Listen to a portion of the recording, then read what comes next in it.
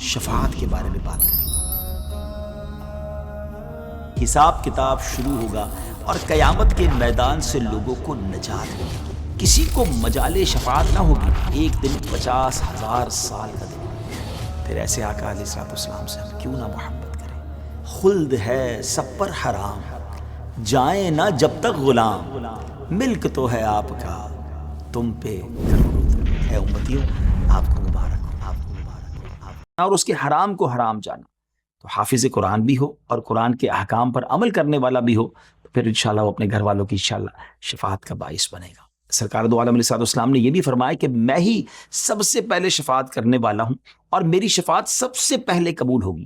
حضور علیہ الصلوۃ والسلام جب تک باب شفاعت نہ کھولیں گے کسی کو مجال شفاعت نہ ہوگی، بلکہ حقیقتاً جتنے شفاعت کرنے والے ہیں حضور علیہ الصلوۃ والسلام کے دربار میں شفاعت لائیں گے، اور اللہ عز و جل کے حضور مخلوقات میں صرف حضور شفیع ہیں۔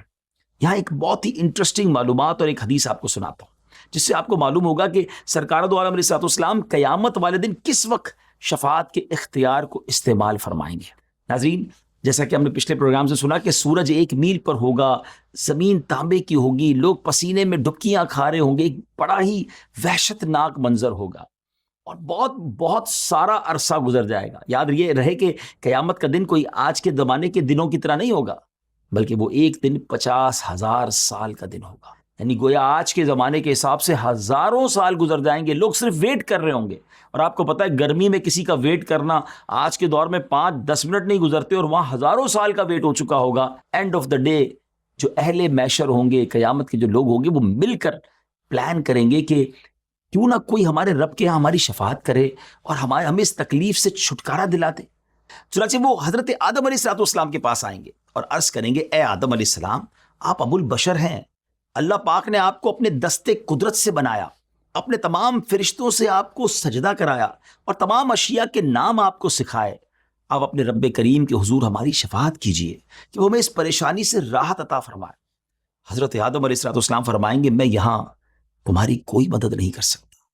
وہ اپنے رب کریم کی بارگاہ میں سفارش کرنے سے حیا کریں گے اور فرمائیں گے، تم لوگ حضرت نوح علیہ السلام کے پاس جاؤ، اذهبوا الی غیری، کسی اور کے پاس جاؤ۔ لوگ حضرت نوح علیہ السلام کے پاس جائیں گے، ان کے سامنے ان کے فضائل بیان کریں گے، وہ کہیں گے آج میں تمہاری مدد نہیں کر سکتا، اللہ نے ایسا غضب کیا ہے جو پہلے کبھی نہیں کیا، ایسا کرو حضرت ابراہیم علیہ السلام کے پاس جاؤ۔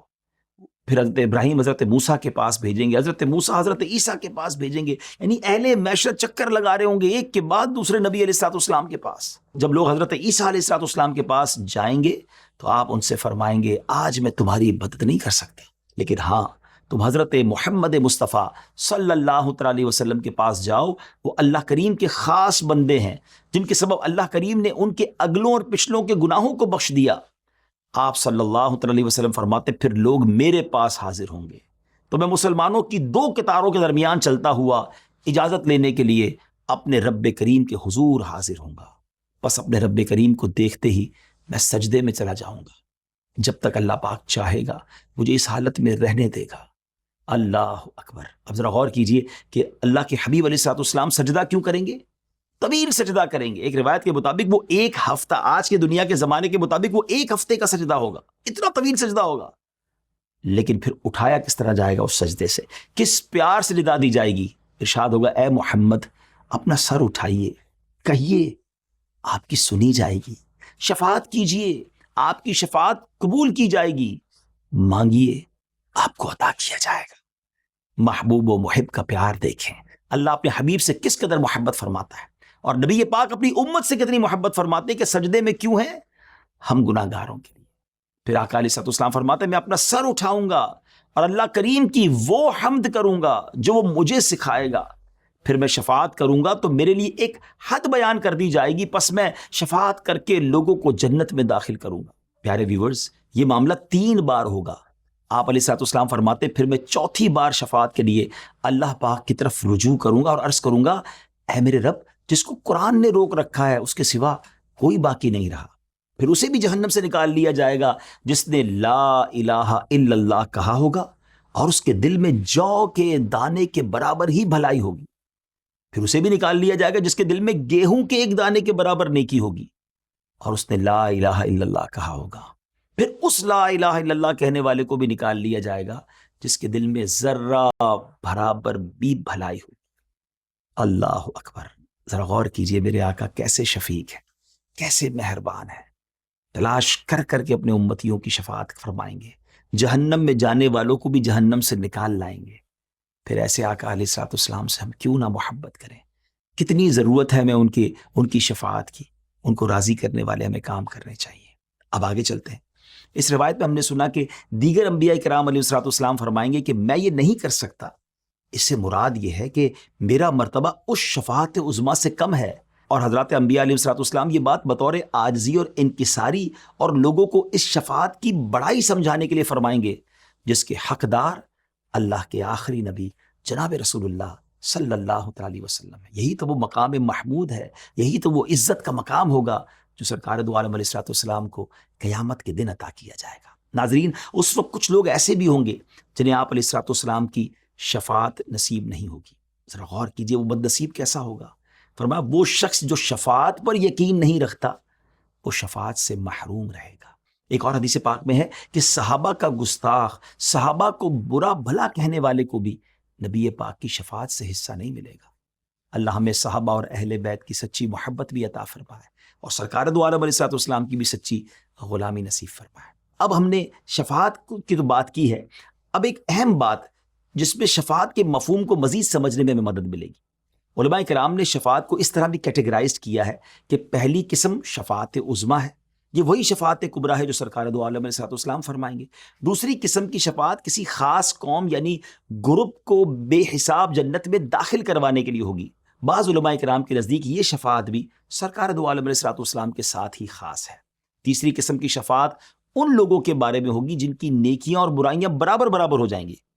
اب شفاعت کی مدد سے وہ جنت میں داخل ہوں گے، یعنی انہیں گویا کچھ نیکیوں کی ضرورت ہوگی اور نبی پاک کی شفاعت ان کا کام بنا دے گی۔ چوتھی قسم کی شفاعت ان لوگوں کے لیے ہوگی جو کہ دوزخ کے حقدار ہو چکے ہوں گے، تو پیارے آقا علیہ الصلوۃ والسلام انہیں شفاعت فرما کر جنت میں لے آئیں گے۔ پانچویں قسم کی شفاعت مرتبے کی بلندی اور بزرگی کے اضافے کے لیے ہوگی۔ ایک اور شفاعت ہوگی چھٹی قسم کی، ان گناہگاروں کے بارے میں ہوگی جو کہ جہنم میں پہنچ چکے ہوں گے اور شفاعت کی وجہ سے نکل کر آئیں گے، اور اس طرح کی شفاعت دیگر انبیاء کرام علیہ الصلوۃ والسلام، فرشتے، علماء اور شہداء بھی فرمائیں گے۔ سیونتھ کیٹیگری کیا ہوگی کہ یہ شفاعت جو ہوگی جنت کا دروازہ کھولنے کے بارے میں ہوگی۔ جی ہاں، یہ بھی بڑی دلچسپ بات ہے کہ جب جنت میں جانے کی باری آئے گی نا تو جنت کا دروازہ بند ہوگا اور وہ دروازہ صرف جناب رسول اللہ صلی اللہ علیہ وسلم کھلوائیں گے۔ میرے آقا کی برکت سے ہی جنت کا دروازہ کھلے گا اور پھر جنت میں جانے کا سلسلہ ہوگا۔ مگر ہاں، ایک اور خوبصورت بات میں آپ کو بتاؤں، کیونکہ قیامت کے میدان میں تو بہت سارے انبیاء ہوں گے، ان کی امتیں ہوں گی نا، تو سرکار دو عالم علیہ الصلوۃ والسلام کی امت آئی تو سب سے آخر میں ہے، ہم آخری امت ہے نا، مگر آپ جانتے ہیں کہ سب سے پہلے جنت میں جانے والی جو امت ہوگی وہ سرکار علیہ الصلوۃ والسلام کی یہی امت ہوگی۔ اے امتیوں، آپ کو مبارک ہو۔ جب تک نبی پاک کے غلام جنت میں نہیں جائیں گے نا، پیارے آقا کی امت نہیں جائے گی، باقی کسی امت کو اجازت نہیں ملے گی۔ سیدی اعلیٰ حضرت کا خوبصورت شعر ہے نا، خلد ہے سب پر حرام، جائیں نہ جب تک غلام، ملک تو ہے آپ کا تم پہ کروڑوں درود۔ یہ کتنی آنر کی بات ہے۔ یقین کریں نبی پاک علیہ الصلوۃ والسلام کا امتی جو ہمارے رب نے ہمیں بنایا ہے نا، یہ بہت بڑا احسان ہے، اس پر ہمیں بار بار اللہ کا شکر ادا کرنا چاہیے۔ آٹھویں قسم کی شفاعت وہ ہوگی جو مدینہ منورہ والوں اور نبی پاک علیہ الصلوۃ والسلام کے روضہ انور کی زیارت کرنے والوں کے لیے خصوصی طور پر ہوگی۔ اے مدینے جانے والوں، آپ کو مبارک ہو۔ نبی پاک فرماتے ہیں نا، من زار قبری وجبت لہو شفاعتی۔ سبحان اللہ، خوش نصیبوں کو یہ بھی شفاعت ملے گی۔ یہاں اپنی ویب سیریز قیامت کے بعد کے آج کے ایپیسوڈ کو ناظرین اس دعا کے ساتھ اب اینڈ کرتے ہیں کہ اللہ پاک ہمیں ہر ایسے عقیدے، ہر ایسے کام سے بچائے جو پیارے آقا علیہ الصلوۃ والسلام کی شفاعت سے محروم کرنے والی ہو۔ اللہ پاک ہم سب کو اپنے محبوب علیہ الصلوۃ والسلام کی شفاعت سے حصہ عطا فرمائے اور بنا کسی حساب و کتاب کے ہمیں جنت الفردوس میں داخلہ عطا فرمائے۔ انشاءاللہ اگلی ایپیسوڈ میں آپ سے پھر ملاقات ہوگی۔ اگر آپ کو یہ ایپیسوڈ پسند آئی ہو تو اسے لائک کیجیے، ہمارے چینل کو سبسکرائب کیجیے، شیئر بھی کیجیے اچھی نیتوں کے ساتھ۔ کیا معلوم ہماری ان باتوں کو سن کر کوئی عشق رسول کی طرف آ جائے، گناہوں کو چھوڑنے والا بن جائے۔ آپ کے لیے بھی